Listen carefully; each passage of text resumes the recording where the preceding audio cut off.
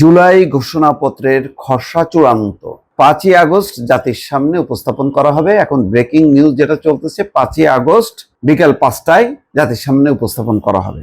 এটার খসড়া ইতিমধ্যে বিএনপি, জামাত সহ বিভিন্ন রাজনৈতিক দলের কাছে দেয়া হয়েছে।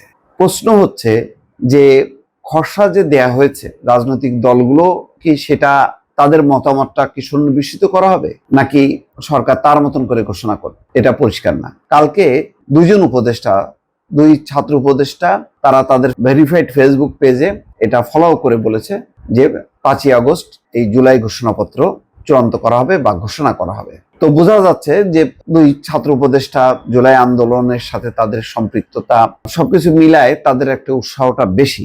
অন্য উপদেষ্টাদের দেখলাম না। ফ্রন্টে বৈষম্য বিরোধী ছাত্র আন্দোলনের বর্তমানে এই উপদেষ্টা আসিফ, নাহিদ এরা থাকলেও বাকি তো সবাই আছে। এখন সবাই যেহেতু এই জুলাই আন্দোলনের একটা কৃতিত্ব নেয়, সুতরাং সবার যদি মন মতো না হয়, সবার যদি ঐক্যমত্য তৈরি না হয়, তাহলে কিন্তু একটা সংকট দেখা দেবে।